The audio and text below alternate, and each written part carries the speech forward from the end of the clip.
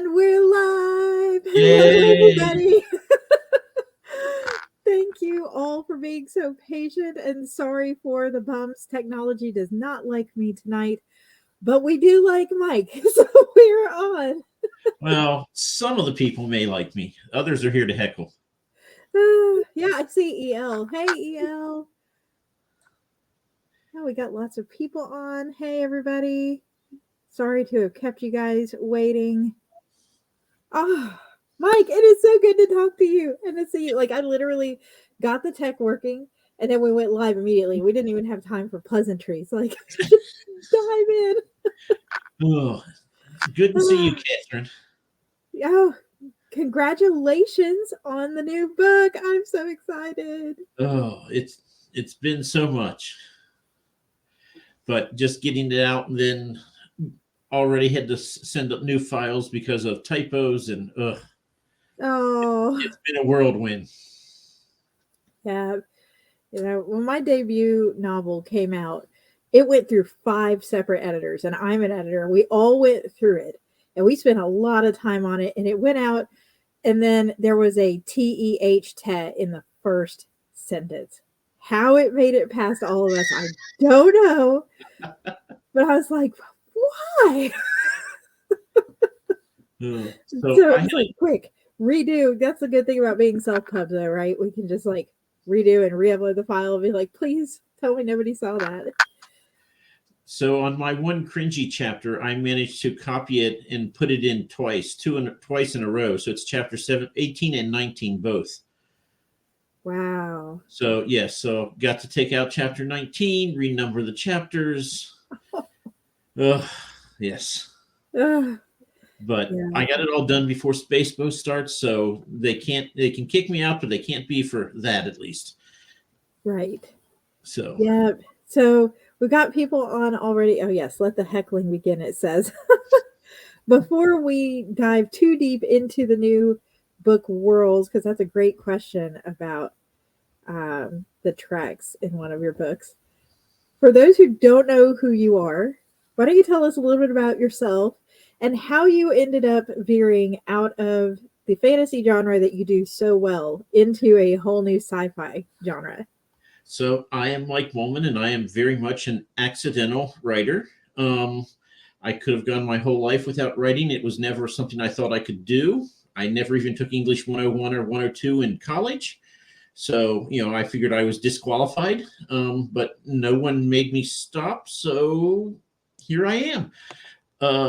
I've written 4 fantasy books, and now actually Halley Traveler is the first book I started writing. I wrote it for 3 years, and then I took a break and said, I'm going to just see if I can write fantasy, and then I'll come back and publish this here in a few months. And 3 years later, I've published 4 fantasy books, and I finally got back to my sci-fi. That's awesome. So you're coming back. So for us, this is like after the fantasy, but for you, this is like the original. This is the original. Oh, yes. Wow. So I have to ask, how terrified were you to go back and pick up a book after how much you've grown through the fantasy book writing and editing process?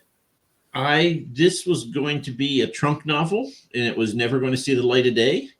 But Oh, one friend who told me he doesn't like fantasy, but he alpha reads all of my works. And he's like, you got to finish that sci-fi. I really like sci-fi. I really like that story. And I was like, okay, after I finish my second fantasy book, I'll go to it. Okay, after I finish my third fantasy book, I swear I'll get. So after the fourth one, I was like, okay, I put you off 3 times now. So I started reading it, and I was like, the first couple chapters I was happy with, and third chapter hit, and I was like, God, this is awful. 6th graders can write better than this.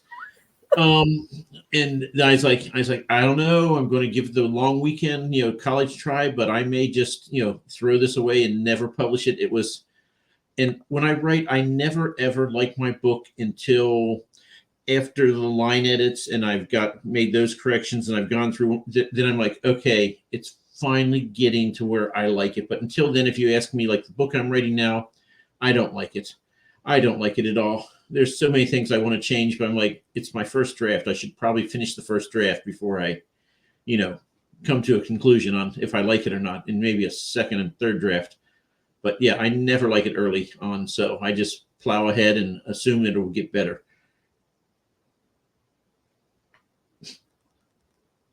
So Yeah. So, and it's out and alive, as we said. yes, It's extremely exciting. So I'm getting distracted by the comments. CEO, congratulations. Yes, I am green on green. So typically I have this program and it doesn't, this is a green screen, but it blurs and then puts it in the background. So I can wear green with my green screen. And I decided to wear my Legend of Zelda today. But technical difficulties being what they are, you guys are getting a raw, real, unfiltered, nice. sort of like Mike, always there with the mannequin. Always. He's No. actually traveling with me. I'm going to a Comic-Con this weekend, and I have enough room in my table to paint. So we're going on a road trip. Oh wow, you're gonna bring him to? Does he always come to the cons? I usually don't have room, but for the ones I do, I bring him, and I make sure that I have the feet sticking up in the back of the back seat. So if people try to pass me, they just see 2 feet sticking up and trying to figure out what's going on in that car. So You mean it's not an excuse to ride in the HOV lane? I have You can pieces. just sit up and everything and just put one hand. Oh, Oh goodness, raw, green, and mean. So yes, tell us a little bit about the characters in the Halley Traveler, because we had in your fantasy series really deep character-driven stories. I mean, everything hinged on the growth or lack of growth for certain characters. I love that some of the antagonizing druids in the circle, for example, were so uh, reluctant to grow in any capacity. Tell us about how that shows itself in your new book. Who are we going to be following? so the main character is Chris Haley, and he is a very, very sheltered 17-year-old kid who lives on board the Halley Traveler, which is a spaceship, him and his father. And they smuggle and/or transport goods between the Martian cities. Tragedy strikes, and Dad is murdered, and no one really wants to, investigate. So Chris is one left to try to figure out how to keep alive on a planet that just doesn't care. And then second, he has to try to figure out who killed his father and get revenge. Um, I'll tell you, when the first draft of this book, which was like 30,000 words, and I thought I had a book because I knew absolutely nothing about publishing. I remember telling my brothers, like, well, I have 10 named characters, and by the end, I've killed 7 of them. So it's getting hard to write because I don't have anyone left. See, now if I had known that side of you before I read the fantasy books, I wouldn't have been so heartbroken. So when I went back on the rewrite and added in stuff and more characters, many more characters, so it's not a 70% death rate in my books, although that would be fun one of these days. Wait till book 7 of the fantasy when I do the big battle. Let's see if anyone's left alive. See, all the fans now are going, which 7? Which 7 survived? Which of the 7 survived? Right? So, oh goodness. So we had the question about if Grommy came across a Trax in one of your books, which color would it be? as in like a Star Trek? I don't know Treks. I don't get the reference. Yeah, what are you asking, the coat color? Because if so, so far, well, spoilers. Oh, it would have to be a red shirt if Chris comes across them, because if you anger Chris, it ends badly for you. Oh, a T-Rex. Well, if he came across a T-Rex on Mars, that's problematic. But wait until book 2 of the series, and there's an interesting twist. I don't know that he'd probably try to ram it with a spaceship. He's not the. I always say he's smarter than Grommy, but he's younger and has less in his toolbox to work with. So he tries to search for final solutions. Ominously so. I'll tell you, my brother calls him the happy little psychopath when he wants to try to antagonize me. So which is always. Oh, love it. So having read your news book and having an idea of what the characters are like, which one was the hardest to write? Uh, so when I first started writing this, I made the mistake that new writers always do, and I was like, Chris Haley's going to be me, but just under a different name. And then I was like, no. So I very much understand where Chris is coming from. So I had one reviewer like, I don't think people act that way. I'm like, yes, they do. Trust me, absolutely. But Alex, who is much more friendly and outgoing, and I'm just like, oh, these people. I just like, oh God, go away. You're too happy all the time. So it was kind of fun writing. I also found that writing like a teenager, oh my God, that's so cool. That's neat. Don't you think so? Just comes naturally to me, which says something about me, I think. But I can write that all day. I'm like, yep, that sounds like, high school kids. Yep. I do really love Alex, and I can't remember. See, it all merges together in my head at what point I first read the book. But I remember thinking Alex was almost too good for that world. So, and actually, his girlfriend, Natalie, she comes from money, which is always hard for me to write because, I'm like, I've never rubbed elbows with, really wealthy people because it just doesn't happen. So I was like, okay, she has to be believable and she has to have some advantages, but she's still a kid. So, and when I first started writing this, I was scared to death of writing women because I was like, oh my God, what do I do? I tell my friend, I'm like, you know what I realized? Women are like real people. They have, they have desires and they have goals and they go towards those. And they're like real people. And they're like, It's yes, like Mike. light bulb moment. And they're like, huh, when's the last time you dated someone? I'm like, shut up. One of the themes that does pop up is your main character having lost family pretty early on in the tale. Yep. It's sort of straddling that line between finding found family and lone wolf. And that was something I was really impressed with when I read through it, was like how in the world you manage in these aspects he's very much lone wolf, and in these aspects he's also sort of like, okay, I'm open to the idea of a found family, but not quite. Like, was that an intentional part of his character development, or was that him like saying, no, you know what, I don't want them, So this whole story started, and I went like through 7 edits before I realized this. I'd lost my mother, and then 2 years later, I'm just sort of existing, and that's why I was like, I'm going to start writing, not thinking it's therapeutic or anything like that, because I'm a Gen X guy, so we don't believe in therapy or anything like that. Just rub dirt on it and go on. And so I wrote about a vulnerable teenage child who just lost his last parent. And I wrote this and I went through it 7 times, like, oh my God, I am the main character. That's just how I felt, just, small and, like, what do I do now? And so, one of the reasons I set it aside, I was like, no, this is too personal. This is too me on these pages. And I was like, I'm just not ready to share that. So that's one of the reasons why I did fantasy. This did not come into my head until like 2 years later. I'm like, that's what was happening back there when the smoke was coming out of my ears. I didn't know what it was. So when I went back, then I was like, you know what? It's fine. I'm over it. I'm not that same person. I've moved, I've matured. I've made friendships, whatever. And I was like, okay, I can tell the story now. I still edited another 7 times, 14 times for this novel, but hey, it got published. Yeah. So, and it's out. Is this going to be a series? like your fantasy series, or is this a one and done for you, Mike? Oh no, it's a series. I called it a saga because I don't know how many books it's going to be.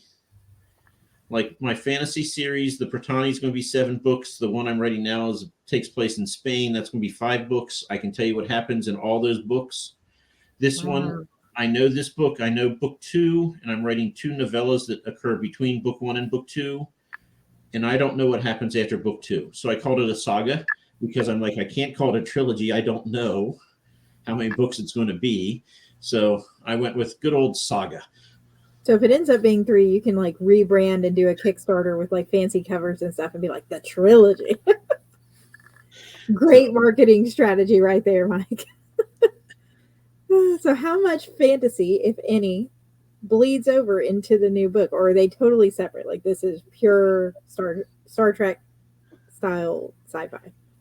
totally separate. I found that for my sci-fi, my chapters tended to be longer because I like 8 to 10 page chapters, 12 pages max. I mean, I don't. I want to. I basically want to entice you with you can read 10 more pages. Don't set it down now.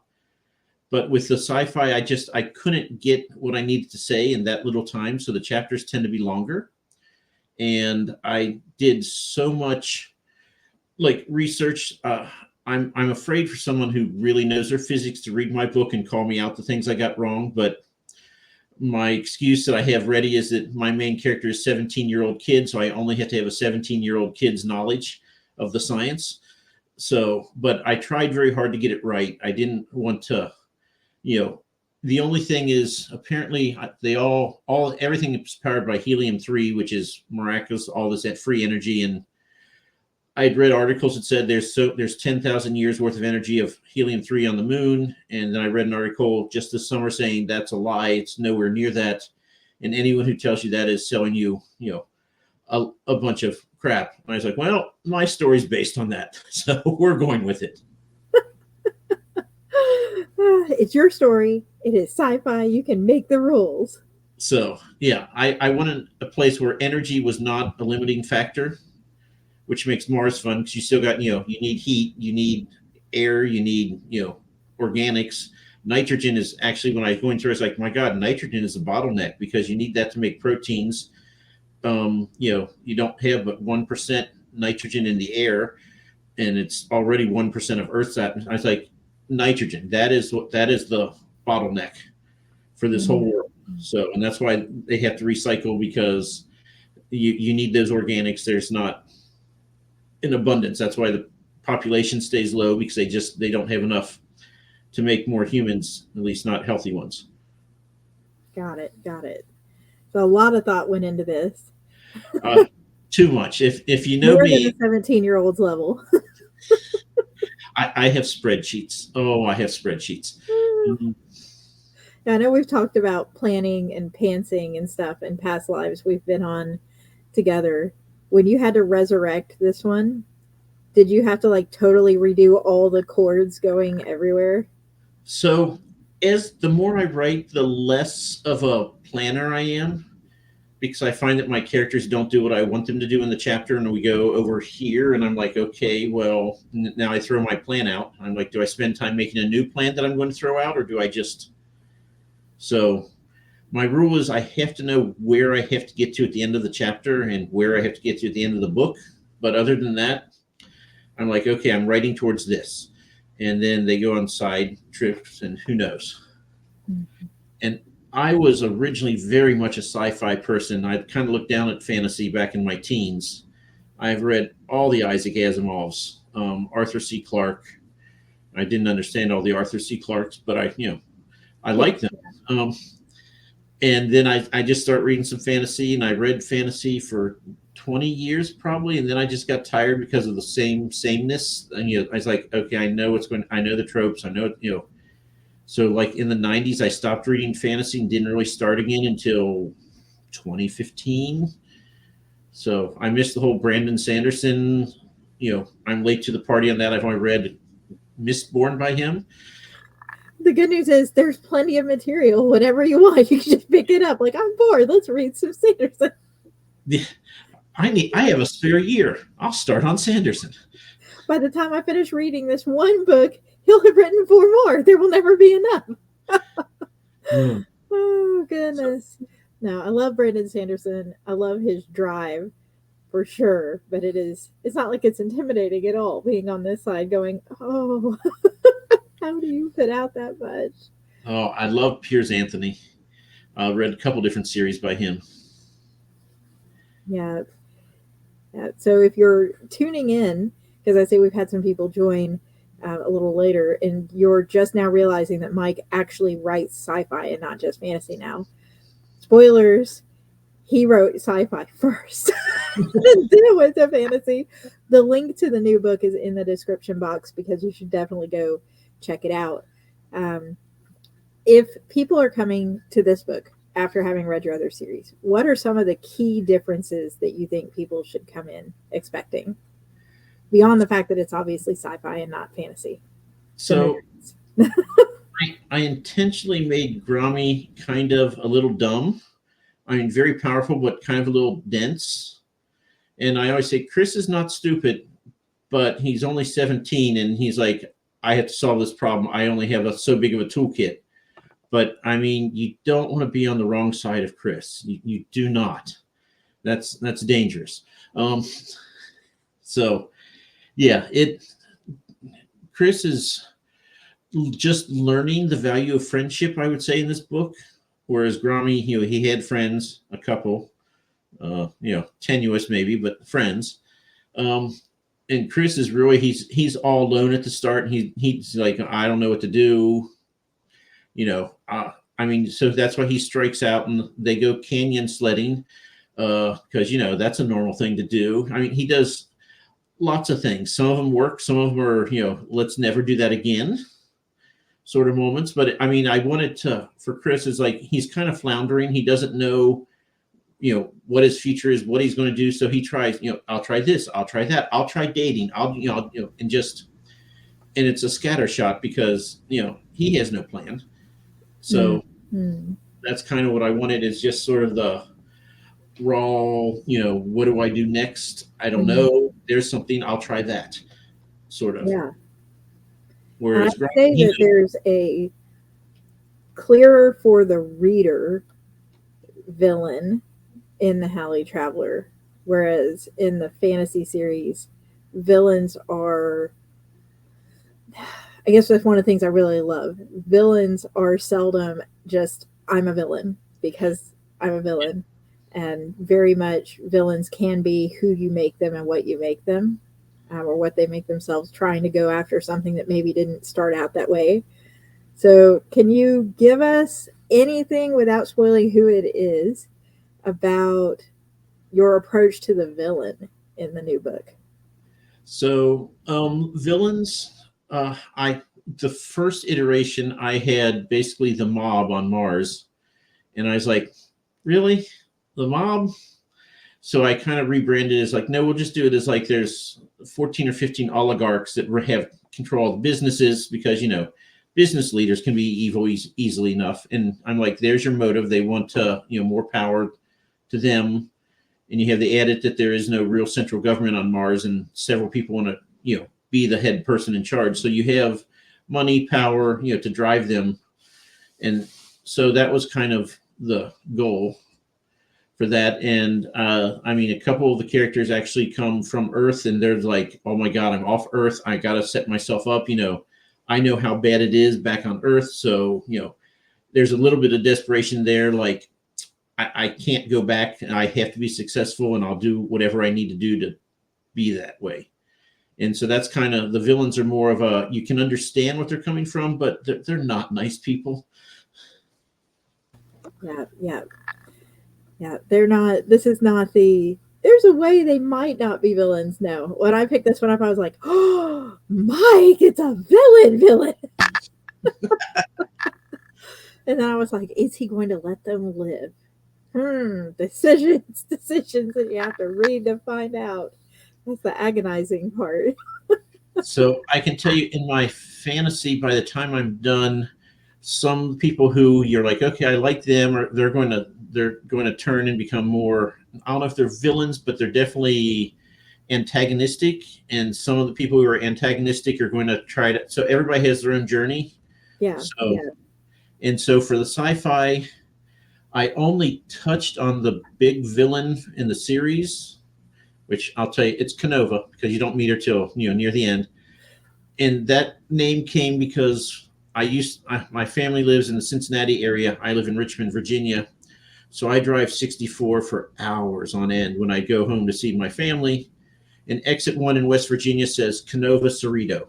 And I've passed that sign so many times. I'm like, those are good names. Should I name dogs after that? Maybe they can be characters. And so when I needed a villain, I was like, Canova and Cerrito. I don't know who they are yet. And I was like, Canova's the daughter, Cerrito's the father. Yes, they are my villains.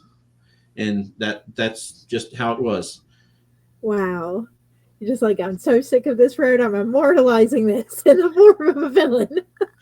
So, well, I'm on that for like 7 hours, and I have plenty of time to think. So I'm like, I need villain names. I need villain name. Ah, there it is.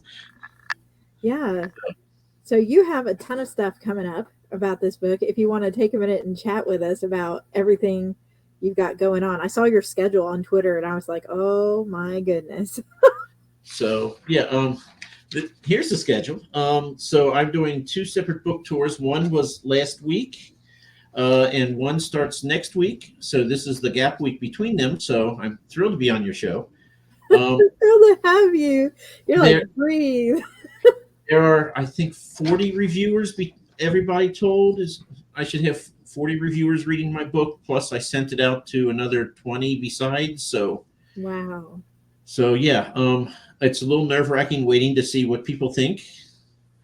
And of course, every little mistake, I'm like, oh my God, they're going to dock me a star for that. Oh my God, they're going to dock me another star. So it's kind of nerve wracking. It's very much like sending your child off to school.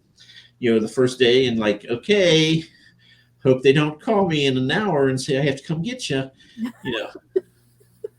So it's always nerve wracking. I mean, you'd think I'd know better. I've written 5 books now, but it's always the It never same. gets better. Nev, you're always like, God, I've never written sci-fi. Maybe they'll just tell me to stay in my lane, and you know.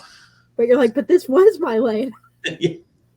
So, So, and talking to writers, and they said the worst thing you can do is get known in one genre and then immediately hop genres to something else. I'm like, well, my sci-fi is coming out this year, so I'm doing exactly what you're telling me not to. yeah, and you did SPFBO, the self-published fantasy blog off for becoming a druid. Yep. But are you going to, or have you started the sci-fi version for Halley Traveler? I am waiting with on bated breath.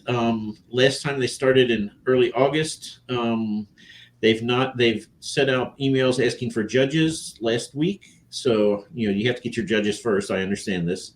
So I'm guessing like sometime around September 1st, the gates are going to open. I mean, I was willing to kill myself if necessary to get this book published in time. So it came out July 26th just to make sure in case it started in July. It was going, So I'm ready. I can't wait. I want to go in there and I want to, I've talked to several of the science fiction competition authors, and, I'm just curious. I have no expectations. I really just am going to network, and, we'll see. So, Yay! So you survived SPFBO, lived to tell the tale, and now you're like, let's do it again. I will say that this year it's much more almost like watching a horse race for SPFBox, because I don't have an entry in there, and I'm like, oh, more people are, oh, look at that, oh, I like that book, I like them, and like, oh, that's too bad for them, but it's like it's not me this year, so I'm like, yeah, you're not trying to win anyway, you just want to make connections and get your name out, so it's fine, don't worry about it, and I'm like, I'll be your TBR that much worse and eat popcorn and be like, yes. And I will totally be a basket case once the self-published science fiction competition starts. I'll be, huddled in a corner going, don't talk to me. Don't talk to me. You got this, Mike. You got this. And I mean, so it's not like you didn't set yourself up to have to talk to people on your channel too. I have meant to mention this early. Hey, Timothy. I love SPFBox because I'm not in it. You have a YouTube channel. a Yeah. Booktube with Ro called Bald&Balding, which I have linked in the description box for everybody who wants to go give you a follow because, as last I heard, you're getting a tattoo on your head if you get 500 subscribers by the end of this year. I am. If we get there, it doesn't look like we're going to get there, but can I share my screen? Yeah, if you can figure out how to do it on this thing. Uh, There we I go. think you have to give me. Oh, there it is. So yes, that is the tattoo that I want to get. I was going to get a lawnmower, and I was like, you know what? I write mostly fantasy. I want to do, fantasy settings. So I was like, and who doesn't like a scythe or Sith or however you pronounce that word? I've never known. But so yeah, and I told Rode if we get to 750, I might get a couple goats on the other side, like they're chewing. So Stretch goals. Yeah. So yes, go check out. But seriously, Mike and Ro on their channel, they interview authors, talk about writing, talk about books, bring in industry experts to talk about ways you can improve your writing as well. So readers can find new books and new people to read. Writers can find camaraderie among people who are very down to earth and don't take themselves too seriously, but at the same time, it's like, listen, because there's some good advice in here. And this is not a sponsored video for anybody asking. I'm not being given money to tell you this, to go over and check out their channel and be like, hey, look at we're this. indie authors. We don't have money. If we did, we'd spend it on something else and not recoup our investment. That would not be this tonight. Oh, but no, seriously, I really wish you all the best. Thank you for taking the time to hop on and chat with us in the middle of your book tour in your off week when you could be breathing and watching other people and reading. So I will have my new fantasy series. My goal is to have it ready by May so I can try to get into SPFBO. Is that what we're going to call 11? Yay, SPFBO. You're So, feeling SPFBO, Mike. So, I'm a glutton for punishment. So, yeah, that's the plan. We'll see. But awesome. Well, best of luck. Thank you again. Congratulations. Thank you, Katherine. This has been wonderful. Oh, my pleasure. Thank you, everybody, for watching and being such great sports in the chat. We'll catch you all next time. Bye. Goodbye.